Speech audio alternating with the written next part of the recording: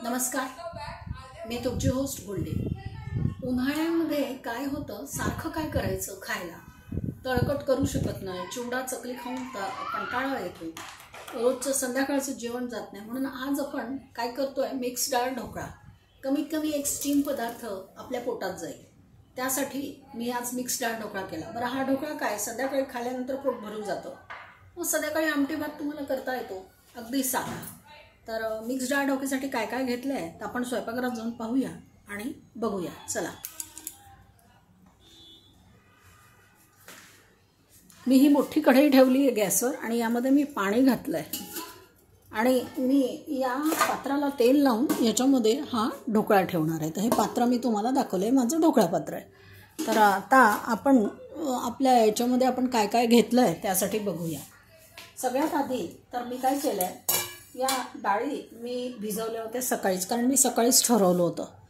तर म्हणजे 2 चमचे तूर डाळ, 2 चमचे उडद डाळ, 2 चमचे मूग डाळ, 2 चमचे सालाची मूग डाळ, मसूर डाळ 2 चमचे आणि 2 चमचे मटकी, असं हे सगळं मिळून माझं या कपाने 2 कप झालं। त्यामुळे त्यामध्ये मी हा 1 कप रवा घालणार आहे। तर आता हा रवा तुमच्यासमोर मी या मिश्रणात घालून घेते। हा रवा मी नंतर फेटेन। आता हा आपण रवा घालून घेतला। ढोकळ्यामध्ये घालण्यासाठी मी काय केलं आहे, आज एक लाल मिरचीचा ठेचा घेतला, म्हणजे मिरची आणि जिरं वगैरे वाटून आपण वेगळे लावतो ढोकळ्याला, ते करता येणार नाही। हे केलं। हळद, त्यानंतर मोहरीची फोडणी आपल्याला द्यायला लागणार आहे, हिंग, ही कोथिंबीर आहे, हिरव्या मिरच्यांची फोडणीवरून, कढीपत्त्याची फोडणीवरून, हे मीठ, आणि मी थोडंसं आलं ढोकळ्यात टाकत असते, आणि ओला नारळ सजवायसाठी, आणि हे लिंबू सत्व घेतलं। तर आता आपण काय करूया,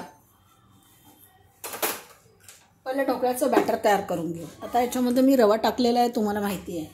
सगळ्यात आधी आपण याच्यात हिशोबाने मीठ टाकून घेऊया, म्हणजे आपलं मिठाचं काम होऊन जातं। मीठ टाकल्यानंतर ढोकळ्यामध्ये सगळ्यात महत्त्वाचं असतं साखर। आपलं 3 कप झालं, मी 3 चमचे साखर ही घेतलेली आहे, त्यामुळे साखर घेतली। आणि ढोकळा फिरतो तो लिंबू सत्वानी, त्यामुळे 1 चिमूट लिंबू सत्व मी घेतलं आहे, हे मी यात टाकून देते।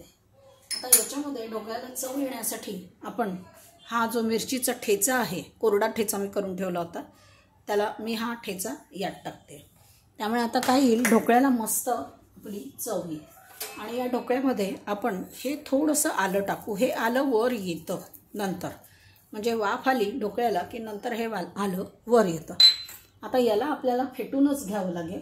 आणि या ढोकळ्यामध्ये ढोकळा पचायसाठी आपण थोडासा हिंग टाकणार आहोत। एवढा हिंग मी फोडणीसाठी ठेवून देणार आहे। आणि थोडासा रंग ढोकळ्याला आणायचा आहे, थोडा, जास्त नाही, म्हणून अगदी थोडी हळद टाकलेली आहे।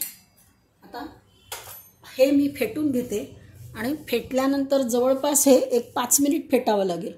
5 मिनिटांनी मी तुम्हाला दाखवते। हे ढोकळ्याचं मी व्यवस्थित फेटून घेतलेलं आहे।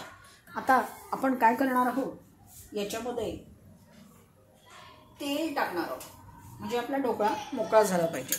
आता हे आपलं 1 आणि 2 चमचे तेल या ढोकळ्यासाठी पुरे झालं। आता हे एकदा तेल आपण थोडंसं असं फेटून घेऊया, म्हणजे आपला ढोकळा छान फुलेल। आणि रवा घातल्यानंतर मी पाणी वगैरे काही घातलं नाही, याची कन्सिस्टन्सी तुम्ही पाहू शकता, ही अशीच ठेवायची। कारण काय आहे, हा आपला डाळ ढोकळा आहे, आपण बेसन किंवा तांदूळाच्या पिठाचा ढोकळा करत नाही, ते फार बारीक असतं। मिक्सरमध्ये आपण याला म्हणजे फिरवलं आहे तर ते पिठासारखं काही बारीक होत नाही, पण हे असं बारीक होतं। आता या डाळीमध्ये जे पाणी मी घातलं होतं ते ढोकळ्याने रव्याने व्यवस्थित शोषून घेतलं आहे। तर आता हे आपण असं ठेवूया, आणि यामध्ये आता मी इनो घालणार आहे, आणि इनोवर मी पाणी घालणार आहे। एका पॅकेटमध्ये 5 ग्रॅम साधारणपणे इनो असतो, तर एवढा आपल्याला हवा। हा इनो मी यामध्ये घातला, आणि कढईखाली मी गॅस मोठा केलेला आहे। तर आता हे थोडंसं आपण यावर 1 चमचा फक्त पाणी घालणार आहोत इनोवर। इनोला आपण ॲक्टिव्ह करतो आहे। हा आपला ॲक्टिव्ह झाला इनो, आणि आपण ढोकळा चांगला फेटला होता, तर बघा हा छान असा फुलला।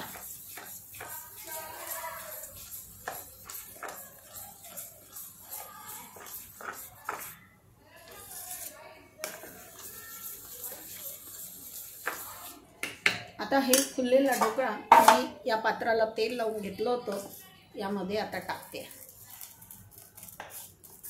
यामध्ये छान बबल्स आलेले आहेत.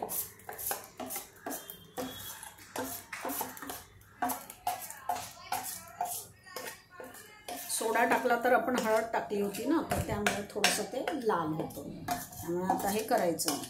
आणि आपलं लेअर अगदी पातळ झालं आहे, खूप असं जास्त झालेलं नाही, कारण मी 2च याचं केलं होतं.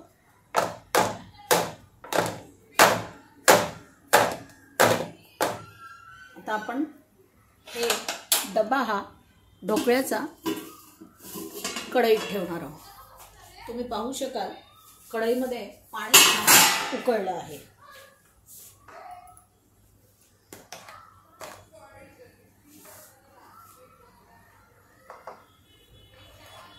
हा डबा मी आता यामध्ये ठेवला आहे. आता हे जे ताट आहे हे मी यावर ठेवते. ढोकळ्याला आपल्याला 12 मिनिट शिजवावं लागतं, त्यामुळे आता आपल्याला वाट पाहावी लागेल. आपला ढोकळा आता खूप छान तयार झाला आहे. आता मी या ढोकळ्याला असं कापून घेते आणि ढोकळ्यावर फोडणी देण्यासाठी मी कढल्यामध्ये तेल ठेवलं, कारण कापून घेतल्यानंतर या ढोकळ्यामध्ये ज्या लाईन्स आहेत त्या लाईनमधून आपली फोडणी आत जाईल. आपण पाणी वगैरे म्हणजे साखरेचं पाणी वगैरे काही टाकणार नाही आहोत. ढोकळा अगदी आपला मस्त झाला आहे.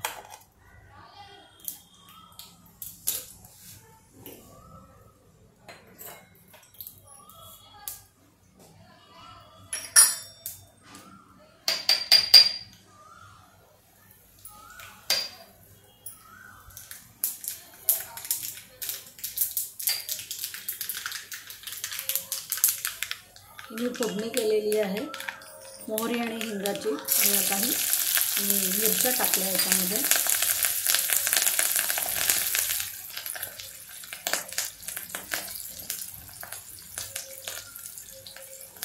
आता हा थोडासा कढीपत्ता टाकून देऊया आणि या सगळ्या ढोकळ्यावर आपण ही फोडणी आता ओतून देतोय.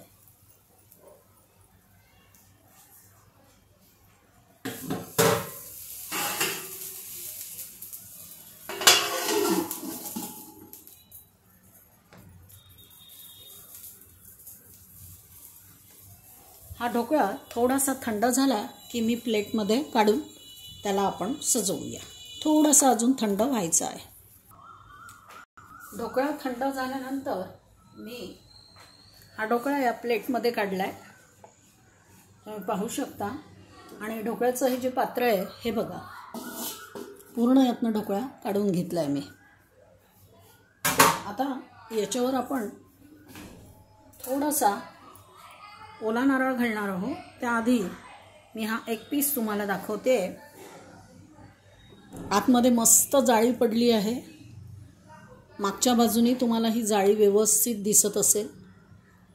ही बघा, इथे अगदी जाळी छान पडली आहे. लुसलुशीत ढोकळा आपला झालेला आहे. तर या ढोकळ्यावर मी हा थोडासा ओला नारळ घालते. बाकीच्या ढोकळ्यावरही मी थोडासा ओला नारळ घालते.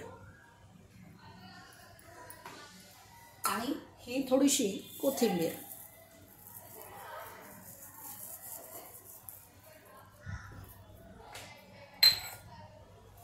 थोडी शेव आपल्या ढोकळ्यावर आपण घालूया, म्हणजे मग ढोकळा आपला छान दिसेल. ढोकळा चवीला खूप छान झाला. एक छोटा तुकडा मी खाऊन पाहिला त्याचा. फारच छान त्या ढोकळ्याची चव आलेली आहे आणि ढोकळा मस्त जाळीदार झाला आहे. हा सुद्धा मी हा तुकडा उचलून तुम्हाला दाखवते. तुकड्याची साईडची जाळी तुम्ही पाहू शकता. खूप सुंदर जाळीदार ढोकळा आपला तयार झालेला आहे. आता यावर आपण थोडीशी शेव भुरकवूया. जास्त शेव आपल्याला टाकायची नाही आहे, फक्त एक छान दिसण्यासाठी.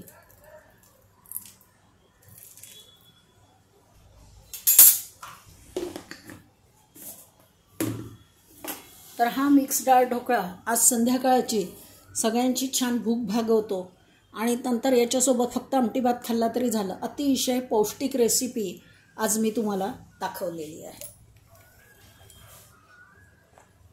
रोज काय करायचं त्यासाठी ही थोडीशी पौष्टिक रेसिपी दाखवली आहे. उन्हाळ्यात आपल्याकडे आपण बाकीची कडधान्य पण घेतोच, पण मग उसळी वगैरे बरेचदा पचत नाही. त्यामुळे हा स्टीम ढोकळा, त्यात आपण हिंगाची फोडणी घातली आहे, त्यामुळे तो ढोकळा खरोखरच अप्रतिम लागतो चवीला.